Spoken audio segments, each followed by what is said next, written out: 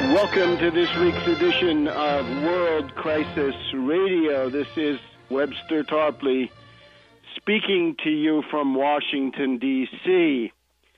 We are now at the point of the summer solstice. This is the point where the so-called alleged Arab Spring, in reality a wave of color revolutions, putches, destabilizations, and similar attacks. We are at the point where the Arab Spring, so-called, turns into a long, hot summer of warfare. The Arab Spring about to transform itself fully into a long, hot summer of war. Following the model of 1848, as we will discuss towards the end of the program, Obama is now waging 5 wars and counting. Or we think he's waging 5 wars. Under the current boots-on-the-ground theory of the Obama regime, we're not sure how many wars are being waged, because Obama basically says if there are no U.S. ground troops, infantry deployed, then he can wage war without limit. He can attack everybody on the planet as long as he's only using air power and sea power. This is an absolute monstrosity.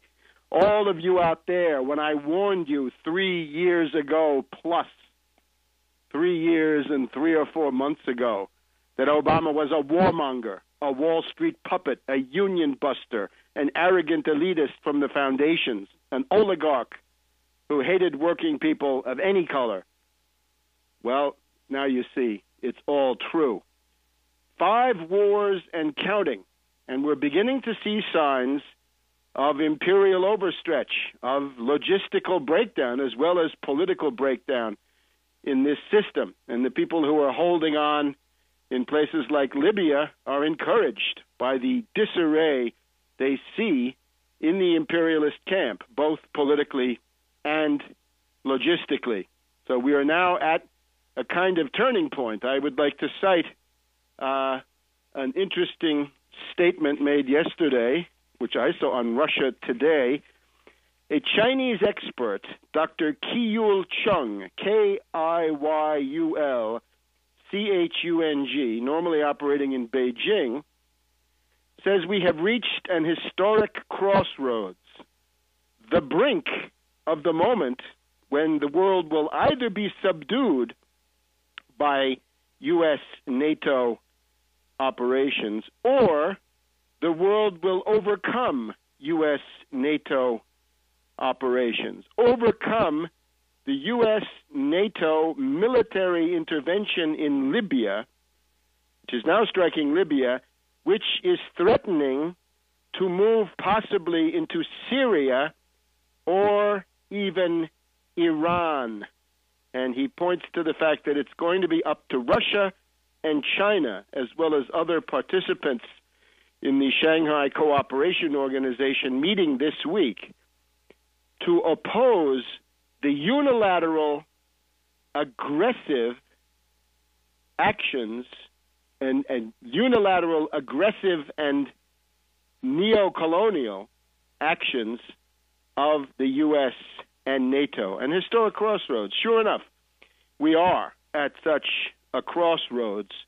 And now as we look towards the Middle East, initially the hottest momentary situation, Syria, the underlying threat, I think, is primarily still Pakistan by far. But when we get to Syria and Iran, we're getting into another center of crisis, another focus of world crisis of colossal proportions, to be sure. And what it illustrates is the worldwide rampage of the CIA, the indiscriminate, insane flight forward of a dying, moribund imperialism with a degenerate, crackpot, incapable, incompetent ruling class, their goal to destroy every nation state on this planet, including the United States, including all the Europeans, including everybody else, and go for a neo-feudal world empire of tiny, balkanized, pathetic,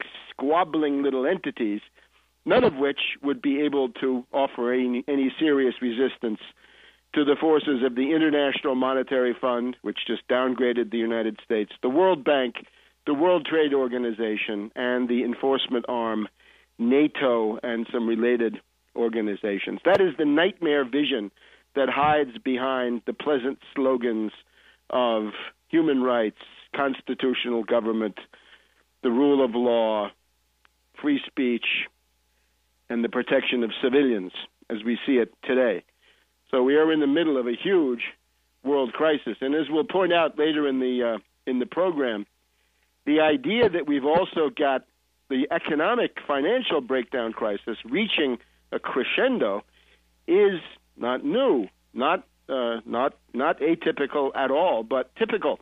We're told now that Greece, this is now the hype line coming from the hedge fund hyenas and the asset strippers, that Greece is the new Lehman Brothers. Greece is the new Lehman Brothers, but of course for Europe, for the euro, for the opposition, for the only alternative to the dollar at the moment, that the euro is going to be brought down by the speculative attack on Greece and by the bankruptcy of Greece, which is going to hit European banks, but don't look now. It's about $125 billion of credit default swaps from Wall Street that is also involved on the European banks. So that's more than enough to bring them down. We have to recall September 21st, 1931, the British pound defaulted on gold. That's the central event of the World Economic Depression of the 1930s, the event that destroyed the world monetary system, the trading system of the world.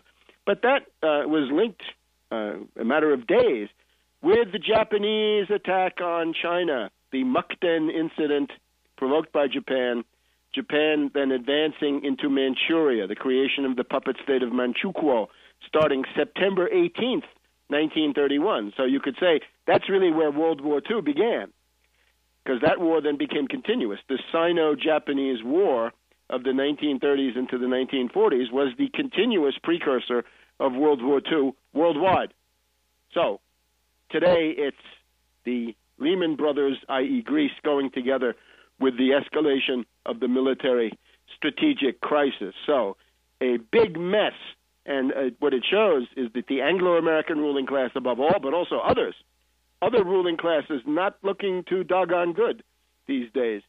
They need to be replaced by people who have some idea of economics, the American system, statecraft, the methods of Plato, Machiavelli, Leibniz, the promotion of science. That's what the broadcast is trying to promote.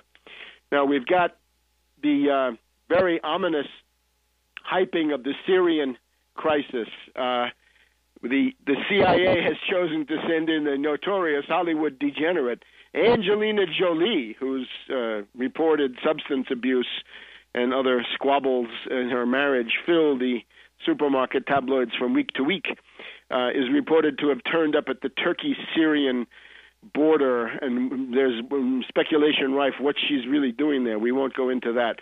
But you can see the Siamese twin relation between Hollywood and the CIA holds up once again. And what this dubious woman is doing there is anybody's guess. But you can see that there's a great desire to focus more attention on it. And we've got voices raised in the U.S. Congress that it's time to attack. Senator Lindsey Graham from South Carolina, an unregenerate, unreconstructed warmonger, says we're not there yet, but we've got to let Assad know that all options are on the table.